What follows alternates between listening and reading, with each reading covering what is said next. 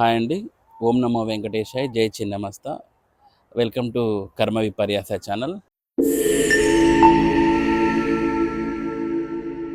నా పేరు భార్గవ దేవన. ఈరోజు ఒక చిన్న టాపిక్ మాట్లాడుకుందామండి. ఏ టాపిక్ అంటే మీరు నా బ్యాక్గ్రౌండ్లో చూడొచ్చు. నేను ఇప్పుడు సముద్రం దగ్గర ఉన్నాను. అంటే ఇప్పుడు నేను మాట్లాడబోయే టాపిక్ జలతత్వ రాశులు. జలతత్వ రాశులు అంటే చంద్రుడు, శుక్రుడు. ఇందులో మోస్ట్ ఇంపార్టెంట్ చంద్రుడు. సో చంద్రుడి గురించి కాస్త మాట్లాడుకుందాం ఈరోజు. చూడండి, జలతత్వంలో మనకు చాలా ఒక వాటర్ మాస్ ఎనర్జీ అంతా కూడా సముద్రం దగ్గరే ఉంటుంది. అందుకే చంద్రుడు ద మోస్ట్ ఎఫెక్టివ్గా ఉంటాడు ఓషన్ మీద, సముద్రం మీద. సో మరి ఈ సముద్రం మీద ప్రభావం చూపించే చంద్రుడు మన జాతకాల్లో ఎలాంటి ప్రభావం చూపిస్తాడు, ఈ సముద్రానికి మన జాతకంలో ఉన్నదానికి లింక్ ఏంటి అనేది చూద్దాం. సముద్రం మీకు తెలుసు, ఎన్నో రహస్యాలను తనలో దాచుకొని ఉంటుంది. ఎంతో సంపద, అది ఈవెన్ మనకు ఫిష్, అది ఏమంటారు, మత్స్య సంపద. సో ఇవన్నీ కూడాను ఇందులో ఎన్నెన్నో నిధులు ఏవేవో చాలా భయంకరంగా అది తనలో దాచుకొని ఉంటుంది. ఇది ఈ సముద్రాన్ని చంద్రుడు రిప్రజెంట్ చేస్తాడు. అదేవిధంగా మన జాతకాల్లో కూడా ఎస్పెషల్లీ కర్కాటక రాశి, వృశ్చిక రాశి, మీనరాశి, వీటిని జలతత్వ రాశులు అంటారండి. ఇవి చంద్రుడు రిప్రజెంట్ చేస్తాడు. ఇందులో కర్కాటక రాశి అండ్ మీనరాశి ఒక రకం అయితే వృశ్చిక రాశి మరొక రకం. మూడు జలతత్వ రాశులే, కానీ కొంచెం వేరే విధానం అనేది ఉంటుందన్నమాట. కర్కాటక రాశి గురించి చెప్పేటప్పుడు మనకు పీత వచ్చింది. సరే, కర్కాటక రాశి చంద్రుడు ద మోస్ట్ ఎక్కువగా ఆయన దాన్ని రిప్రజెంట్ చేస్తూ ఉంటాడు, ఎందుకంటే ఆయన స్వక్షేత్రం కూడా అది. మరి చంద్రుడు కర్కాటక రాశికి జలానికి ఏం సంబంధం అంటే, చూడండి, కర్కాటకం అంటే ఏంటి? పీత. ఈ పీత అనేది మనకు సముద్రంలోను అండ్ నీటి స్పీసీస్ కాబట్టి అది వీటిలో ఎక్కువగా నివసిస్తూ ఉంటుంది. చంద్రుడు కర్కాటక రాశిలో ఉన్నప్పుడు ఎక్కువగా చంద్రుడు మనకు జలం మీదే కాకోకుండా మనసు మీద కూడా ఎక్కువ ప్రభావం చూపిస్తారనమాట. ఎందుకంటే మనకు శాస్త్రంలో కూడా ఉంటుంది, చంద్రో మనసో జాతః అంటారనమాట. అంటే మనసు అనేది చంద్రుని కంట్రోల్లోనే ఉంటుంది.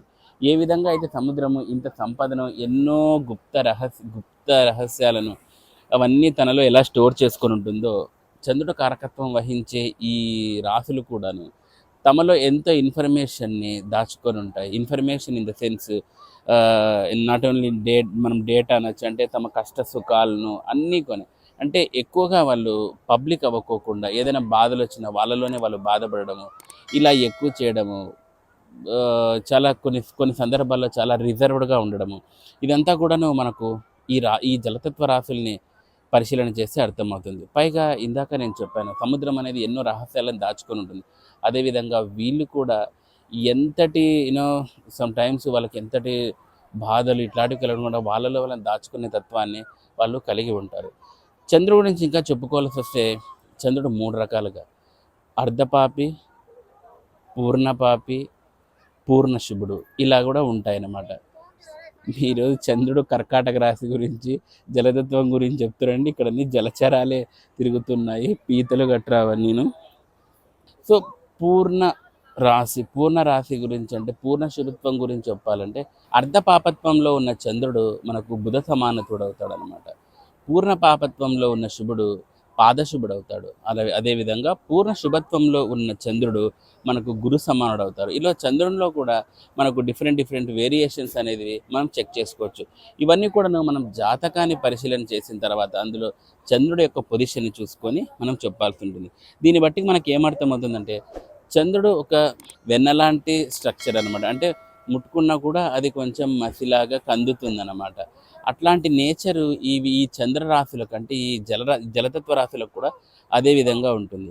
మరి ఇట్లాంటి చంద్రుడు ఎప్పుడు డిస్టర్బ్ అవుతాడు? ఇంత క్లియర్గా తన మనసులో ఇంత క్లియర్గా ఉన్న చంద్రుడు ఎప్పుడు డిస్టర్బ్ అవుతాడంటే, ఎస్పెషల్లీ రాహుకేతువులతో కలిసినప్పుడు, శనులతో కలిసినప్పుడు డిస్టర్బ్ అవుతూ ఉంటాయి.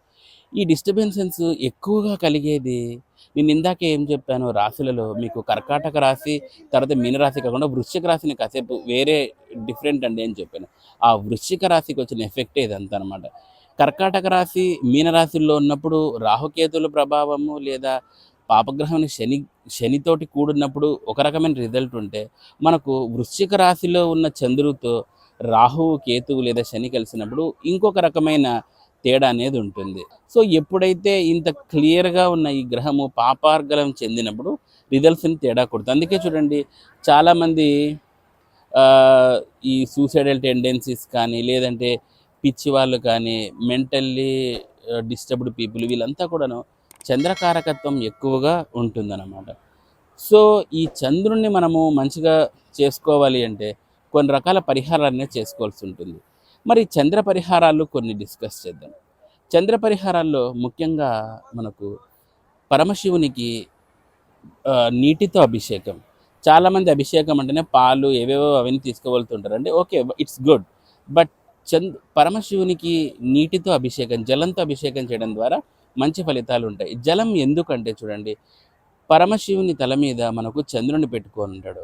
అక్కడ మనం అభిషేకం చేయడము, పరమశివుడు గంగ అక్కడ కూడింది కాబట్టి చాలామంది అభిషేకము గంగతో అని అట్లా అనుకుంటుంటారు. కాదు, అభిషేకం చేయడము చంద్రతత్వాన్ని సూచిస్తుంది, చంద్రశాంతిని సూచిస్తుంది. చంద్రుడు జలానికి అధిపతి. ఆ జలానికి అధిపతి జలతత్వమైన చంద్రుడు మనకు పరమశివుని తల మీద ఉంటాడు కాబట్టి మనము పీతలు. సో మనము ఆ చంద్రుడికి జలంతో అంటే శివునికి జలంతో అభిషేకం చేస్తామన్నమాట. ఇది అసలైన కారణం. చాలామంది అక్కడ గంగా స్వరూపంగా చూస్తాడు, చూడొచ్చు, దాంట్లో తప్పేమీ లేదు. కానీ ఇన్బిల్ట్ మనకు రహస్యం ఏమంటే అక్కడ చంద్రుడు చంద్రతత్వం ఉంది కాబట్టి జలంతో అభిషేకం చేస్తాం. సో ఇక్కడ మీకు మెయిన్ రెమెడీ ఏంటి? పరమశివునికి లింగానికి నీటితోటి అభిషేకం చేయడం. తర్వాత ఇంకొక రెమెడీ ఉంటుంది. అదేంటంటే మనకు రోహిణి, హస్త, శ్రవణ ఈ నక్షత్రాలు వచ్చినప్పుడు ఒక వైష్ణవాలయ గుడి,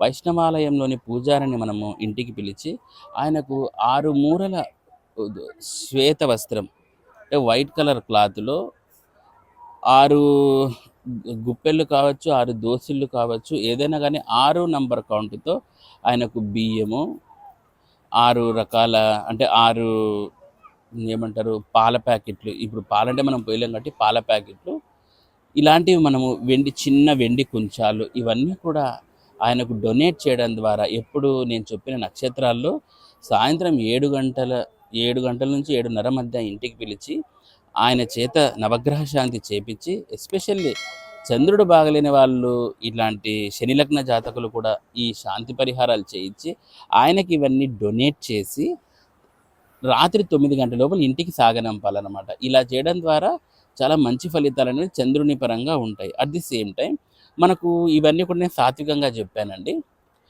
ఇక వామాచార తంత్రంలో, ఎందుకంటే నేను ఎక్కువగా చేసేది వామాచారం కాబట్టి వామాచార తంత్రంలో చేసేది ఎవరంటే భువనేశ్వరి దేవి ఆరాధన ద్వారా లేదా భువనేశ్వరి దేవి బలిపూజ ద్వారా చంద్రగ్రహానికి సంబంధించిన పరిహారాలు మనం చేసుకోవచ్చు. ఇక్కడ చంద్రుడు ఓకేనండి, కానీ జ్యోతిషరీత్యా జాతకరీత్యా చంద్రునికి సంబంధించిన అక్కడున్న గ్రహాలు ఏవైనా ఉన్నాయా అనేది మనం చూసుకోవాల్సి ఉంటుంది. ఇప్పుడు చూడండి, చంద్రుడు ఇందాకే చెప్పాను ఒక వెన్న లాంటి వాడని. ఆయన ఎవరితో కలిసినా కూడా మనకు సగ్రహ దోషాన్ని ఇస్తూ ఉంటాడు. అంటే అంత ప్యూరెస్ట్ ఆఫ్ ది ప్యూర్ అనమాట. అట్లాంటి ఆయన కుజంతోటి కలిగినప్పుడు చంద్రగాచ దోషాన్ని ఇస్తాడు. కొన్నిసార్లు యోగాన్ని చంద్రమంగళం కూడా ఇస్తాడనమాట. చంద్రుడు మరి శనితో కూడినప్పుడు శనిచంద్ర యోగము, శనిచంద్ర దోషాన్ని కూడా ఇస్తూ ఉంటాడు. రాహుకేతులతో కలిసినప్పుడు చంద్ర సగ్రహ దోషాన్ని కూడా ఇస్తూ ఉంటాడు. కాబట్టి ఇవన్నీ కూడా మనము చూసుకోవాల్సి ఉంటుంది. సో ఏవేవి చంద్రుడితోటి ఎవరెవరితో కనెక్టివిటీలో ఉన్నాడు, ఎక్కడ పాపార్గలమైనాడు, ఎంతవరకు రిజల్ట్ ఇస్తున్నాడు, ఆయన అవస్థలు ఇవన్నీ చూసుకోవాల్సి ఉంటుంది. తర్వాత కొన్నిసార్లు మనము ఇంకా ఇది ఫైనల్గా ఈ సముద్రానికి చంద్రునికి ఏది లింక్ అంటే చాలామంది చంద్రదోషాలు ఉన్నప్పుడు మనకు సముద్రం దగ్గర హోమాలు యాగాలు చేయిస్తూ ఉంటారు. ఇది చాలా కీలకం అన్నమాట. ఎందుకంటే ఇందాకే చెప్పాను, వాటర్ మాస్ ఎనర్జీ అనేది మీకు మునుముందు హోమ ప్రక్రియ విధుల్లో జలానికి ఉన్న విశేషం కూడా నేను చెప్తాను. చాలామంది శీఘ్ర ఫలితాలు సాత్వికాచారంలో కానీ వామాచారంలో కానీ రావాలనుకున్నప్పుడు నీటి దగ్గర యాగాలు చేయడం ద్వారా, అందుకే మీకు సమ్ టైమ్స్ నేను స్టార్టింగ్లో శుక్రుని గురించి కూడా చెప్పాను. జలతత్వంలో శుక్రునికి కూడా భృగుషట్క దోషం ఉన్నప్పుడు కొన్నిసార్లు పర్వత ప్రాంతము, అరణ్య ప్రాంతము, జల ప్రాంతం ఈ 3 చోట్ల కూడా హోమాలు చేస్తారనమాట. ఇక్కడ జల ప్రాంతం చాలా ముఖ్యం. ఎయిదర్ సముద్రం కానీ, లేదంటే మనకు నది కానీ. అదేవిధంగా చంద్రునికి సంబంధించి వచ్చినప్పుడు ఎక్కువగా జలం ఉన్న చోట హోమాలు చేయడం ద్వారా శీఘ్ర ఫలితాలు ఉంటాయి. ఎయిదర్ సాత్వికం కానీ, వామాచారం కానీ. సో ఇక్కడ మనం చేయాల్సినది ఏంటంటే చంద్రునికి సంబంధించిన దోషాలు నిర్వహించేటప్పుడు మనము ఇక్కడ నది లేదా సముద్రం దగ్గర హోమాలు, యాగాలు నిర్వహించడం ద్వారా విశేషమైన ఫలితం ఉంటుంది. ఇక వామాచారంలో నేను ఇందాకే చెప్పాను భువనేశ్వరి గురించి. ఇక సాత్వికాచారంలో మనం ఏదైనా పరమేశ్వరునికి కానీ, చంద్రునికి సంబంధించిన ఆదిదేవులకు ఎవరికైనా కానీ జలం ఉన్న చోట ఎక్కువగా చేయడం ద్వారా విశేష ఫలితాలు అనేవి ఉంటాయి. సో ఇదండి ఈరోజు ఉన్న చంద్రుడు మరియు జలతత్వ రాశుల గురించి. సో మళ్ళీ కొత్త టాపిక్తో కలుద్దాము. సో థ్యాంక్స్ ఫర్ వాచింగ్ అండి. నా ఛానల్ సబ్స్క్రైబ్ చేసుకోండి, షేర్ చేసుకోండి. అండ్ థ్యాంక్స్ ఫర్ వాచింగ్ కర్మ విపర్యాస.